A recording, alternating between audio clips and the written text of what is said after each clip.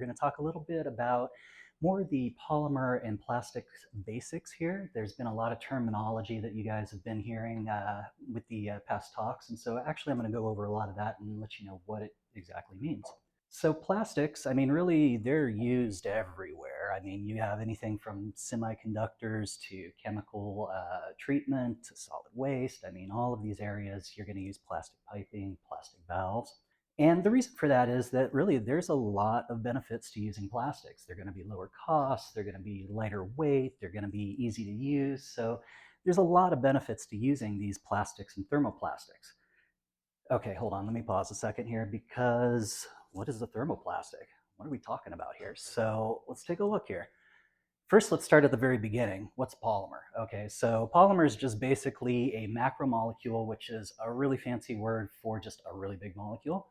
And it's made up of a number of carbon-based repeating units. So if we take a look there, you've got ethylene, you sever that double bond, connect it to another and another, that's how you end up with polyethylene. Same with propylene and so on and so forth.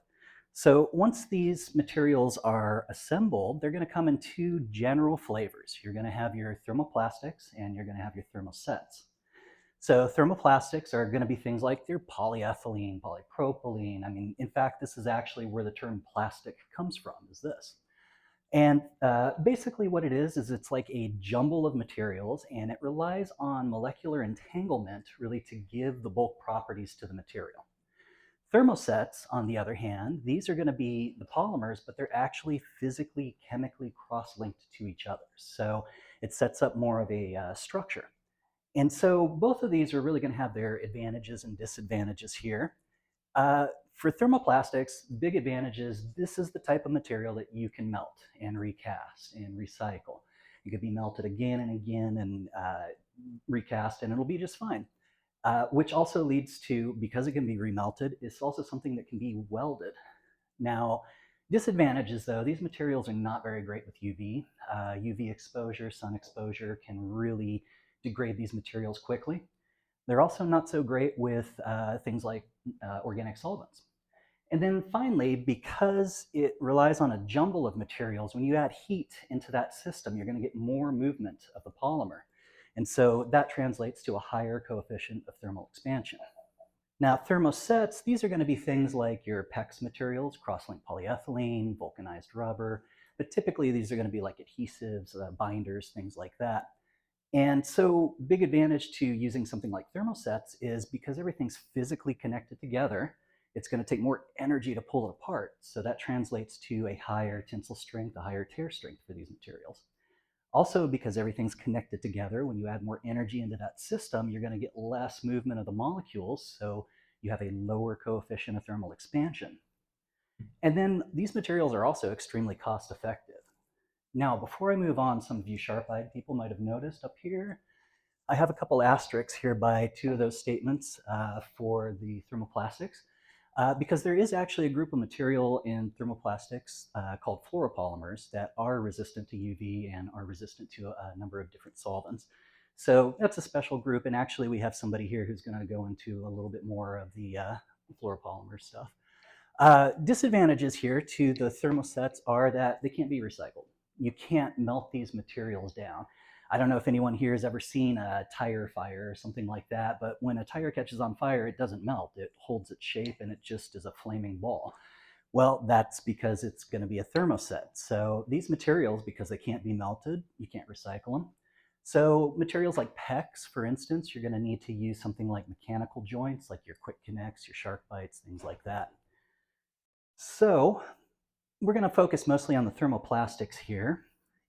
When we take a look, really, there's a whole gambit here of areas where the thermoplastics have advantages and disadvantages and all of that. So let's take a little bit closer look here and see how we might be able to determine like some differences between these guys up here. So PVC, polyethylene are both thermoplastics, but they act differently. So why is that exactly? Well, when we talk about plastics, we need to take two things into consideration. One is the polymer crystallinity. So when we take a look at these polymers up close here, what you're going to see are these kind of fuzzy looking regions. They look like fuzzy balls or fuzzy cubes or something like that, but these are actually the crystalline regions of the polymer. And the distribution of the crystals, the size of them, shapes, all of that is going to have an effect on the bulk property of the material. But really, crystallinity across all plastics is going to impart three basic type properties. So if we take a look here, you see that the polymer has a tendency to fold back and forth on itself, and this is what makes the crystalline region. And so when it does that, the majority of the polymer here is surrounded by itself. It's in a nice, happy state. So what does that mean? That means it's actually going to take more energy into the system to break these crystals up. And what that translates to in real life is that the more crystalline a material is, generally the higher the heat resistance it's going to have. Secondly, because again, everything's nice and snug next to each other, it's going to take more energy to physically pull these crystals apart. So that translates to the more crystalline a material is, the higher its tear strength, the higher its tensile strength. And then finally, if you see here, the bulk of the polymer is surrounded by itself, meaning that it's unreactive. So you have relatively few reaction areas. And why that's important is that the more crystalline a material is, the higher its chemical resistance is going to be, because the less reactive sites it's going to have. So you might be asking then, why don't we just crystallize these materials to like 100% and get the best possible properties? Well, you've probably already seen what happens when a material overcrystallizes with PVC. I don't know if any of you have taken old PVC or something like that. Maybe it was sitting out in the shed too long or out in the heat, and if you take it, it crumbles. It's very brittle. So why does PVC exactly do that when it gets warm or it gets old? Let's take a quick look here. So PVC is what's known as a crystalline-driven polymer. So it's a polymer that, left to its own devices, is going to want to form crystals. And part of the reason for that is, if we take a look over here, we've got these different names, atactics, and don't worry about that. That's actually my Polymer 102 talk. But what you'll notice up here is that you've got chlorine on the same side of the molecule on all three configurations there. And that's important because chlorine in chemistry is known as a very electronegative atom. So it's going to pull electron density and hold on to those electrons a lot more tightly than something less electronegative. So that being the case, when you got chlorine all on one side, you're pulling all that electron density to that side there. So with the electrons hanging out over there, that's going to give that side a partial negative charge. We pull them from this side, the hydrogens, well, they're going to have a partial positive charge. And so what that ends up doing is it creates what's known as a dipole moment, which is really great for PVC because it creates a really strong attraction and creates really strong crystals in the process. But that attraction never goes away. So to give you an example, if you're to take a balloon and rub it on a carpet and stick it on a wall, those are static forces, van der Waals forces. Those are the typical forces you're going to see forming the crystals in polyethylene, polypropylene. This, on the other hand, is if you take a magnet and stick another magnet and another magnet, that magnetism never goes away. It's still there. So if PVC likes to make these crystals and stuff, then how is it even usable in the first place? Well, we come to the second factor that we need to take into consideration, and that's the polymer amorphous region. So this was mentioned briefly in one of the previous presentations, but I'll go in a little more detail here. So the polymer amorphous region is really this area that's chaotic in between the crystals here. And there's a certain factor that describes that, and that's the glass transition temperature. And what the TG, or glass transition temperature, means is that basically you're getting enough energy into the system that your amorphous phase is mobile now. So when you're above that TG, that amorphous phase can move around, it's all great. When you're below that TG, this area is going to be frozen in place like glass, hence the name glass transition. Now, if we take a look here at the glass transition temperatures, one of the things you'll notice is PVC has a really high glass transition temperature. So that means it's going to take a higher temperature for this material to make this area mobile and then overcrystallize and all that stuff. So if we take a look at PVC at room temperature now, that area is going to be frozen in place. And the big difference is, I don't know if any of you have ever seen this, but PVC, if you take it and whack it with a 3-pound hammer, what's it going to do? It's going to shatter, okay? And part of the reason for that is that mobile phase right there can't move, so it shatters like glass. Now, if you did the same thing to polyethylene, what happens is because that amorphous phase is mobile, it's going to act like springs in a trampoline, and it's going to distribute that energy throughout the material as opposed to shattering it like glass. And that's just a funny graphic. All right, so generally speaking, we've got our general purpose materials. So your polyethylene, polypropylene, these are going to be your polyolefins. These cover a very wide variety of chemicals, bleaches, acids, bases, things like that. And when you get into the more nasty things, that's really where the fluoropolymers are going to come in. So for instance, like PVDF can handle sulfuric acid up to, say, 96%. ECTFE can actually go up to 98%. So, these are like for the really nasty chemicals, but generally your catch-all is going to be those polypropylene, polyethylene. So I'm going to actually go through a couple of cases here where we've used each one of these resins for special reasons. First up, we're going to talk about polyethylene. Because it's so flexible, polyethylene can actually be used for compressed air or inert gas. And so other polymers, though, not so much, because part of the reason for that is that when you have catastrophic failure, it's going to shatter, and it's going to shatter in a million pieces, and it's going to be a hazard or a danger. Polyethylene, on the other hand, when that one has catastrophic failure, because it's flexible, it blows a bubble and it just splits. There's no flying shards, nothing like that. It's that flexibility that really helps it to move with the pressure. Now, there's another application here. We saw a little bit with the buried applications. And this is where I want to emphasize that not all polyethylene is created equally. So here in the United States, there is the PE 4710, which everyone's probably somewhat familiar with. However, there are actually higher grades of polyethylene that are available now. And you can really see that when you do buried applications. With the 4710, you have to have that sandy base to it. It has to, basically have that weight distribution even all the way around. However, there's also versions of polyethylene now where you can bury it in excavated material. The material's strong enough that it can take those pressure points. And in fact, these types of materials are used all throughout Europe now because of the fact that it's way too expensive to ship in sand and all of that. They just like to excavate and go. And we talked, you guys heard a little bit about seismic concerns. One of the nice things about flexibility here is that it can flex with seismic movement. In Japan, over the last 20 years, they've been slowly replacing a lot of their infrastructure with polyethylene. And part of the reason for that is every time there's an earthquake, they go and examine some of the pipe and make sure that it's still good. And one of the things you'll notice here is polyethylene, no damage. And especially here, this great earthquake where it was a 9.0, almost 1,000 kilometers of polyethylene undamaged.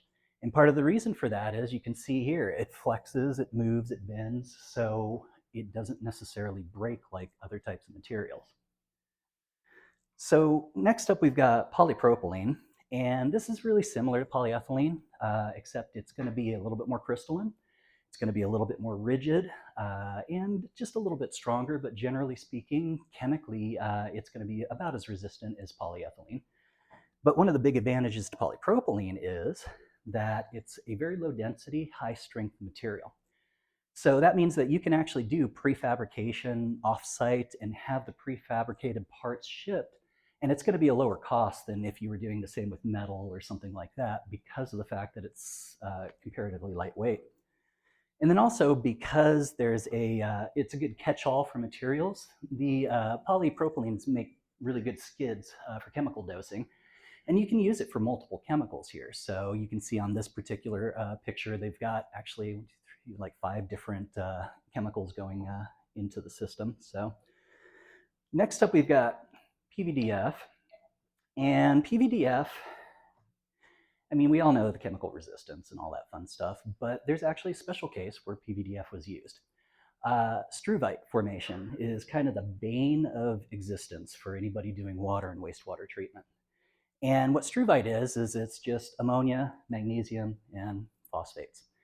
And you get them in a certain ratio, and it forms this kind of rocky crud inside of a pipe. Incidentally, this is actually the same process that makes kidney stones and bladder stones in people. So it's the same type of thing, but in actual pipe there. So how do we solve this? What do we do? Well, certain types of polymers can offer a surface that's less favorable for the formation of this. And how it does that is that it's got a low surface roughness. This surface is extremely smooth, like, down to the molecular level there. Not only that, this particular material can also be beadless welded, so you get a completely smooth interior. And then also the surface energy of the material is not very conducive for ions to grab onto and form these struvite deposits. So this is an actual case from the city of Denver. They've been running this now for close to 7 years, and they haven't had to replace any of the pipe. They've done a lot less flushing for it. They haven't had to do any chemical treatments, anything like that. And Denver likes it so much that they want more. However, the problem with PVDF right now is there is a bit of a wait for PVDF. So we can talk more about that actually offline. But so one of the other advantages here to using polymer is that the cost for installation is really not that expensive, especially when compared to something like lined steel or titanium. The cost for polyethylene is going to be on par with PVC as far as installation goes. So what's the difference then between the two? Well, let's take a look at the welding methods and we'll be able to see here. So when we're doing fusion welding, basically what you're doing here in the first step is that you want to heat that material. And you want to heat it up to a certain temperature where it's nice and mobile, but you don't want to start breaking down that crystalline structure. So the temperature is going to be very specific for the types of materials. Next up, you want to leave it up next to that heat source because plastics are notoriously bad thermal conductors. So you have to leave it up to the heat source for a certain period of time to build that bead. And then the joining part. So if you join it and it's not enough pressure, you're going to get shallow entanglement. You're not going to get proper entanglement. If you push it too much, you push all that liquid stuff out of the way and you create a cold weld. So you want it to perfect pressure so that way those polymers become nice and entangled with each other to form a solid piece. And then the last phase is cooling. You want to give it a certain amount of time for those molecules to slow down and lock into place. And that sounds really, really complicated, but it's not actually. The whole process can take minutes. And one of the nice things about it is that it's a process that's actually been very well studied. So you can go to our website, plug in the product, plug in the size, and it'll spit out all those parameters for you. So it's definitely been made a lot easier. Now, when we take a look at PVC and CPVC, there's like 22 or 23 official steps to putting the PVC together. I'm not going to look at all 23. I won't bore you guys with that. Let's just take a look at actually some critical steps here where error can be introduced into the system. And the first step here is that primer solvent. So when we add the primer solvent to the material, instead of going through the thickness of the whole pipe, really it's more of a surface phenomenon. So you're getting penetration of about 5 to 15 micrometers into the surface, which is about 1 to 3 human hairs thickness. So not too far, but just far enough to really start the process there. But one of the things you really need to watch for here with primer solvents is that the composition. If you were to buy this in the store, something like that, it's going to be a mixture of solvents. So you don't need to know methyl ethyl ketone versus acetone or cyclohexanone or anything like that, but just know that it's a combination. So they use solvents that are going to evaporate quickly, but they're more aggressive to loosen that surface. And then the other solvents are going to kind of linger on that surface a little longer to kind of hold those PVC molecules up for bonding. So what happens is, though, is that you can have primer solvent and it can be within the expiration date and it's no longer good. Part of the reason for that is that if you live in hotter climates or high altitude climates or hot high altitude climates, you can open up a can of primer, use it on a job, close it, put it in the back of your truck, come back a week later, and it's not going to be as effective because you broke the seal. And if you're in those conditions, then you're going to start driving off those lower boiling point solvents. And what that does is that ends up decreasing the weld strength because then the surface isn't properly prepared. The next area where we can see some error here is in the cement step. So this was mentioned before that this is called cement welding. So part of the reason they can call it that is that in the actual cement itself, it uses PVC and CPVC. So this is also part of the reason why you can't switch the two up. You can't necessarily use PVC glue for CPVC or vice versa because they're actually different molecules. However, if you got a guy out in the field, he's a contractor, he's in a hurry, is he going to take time to really look at that? So that's something that really needs to be defined and something that needs to be controlled.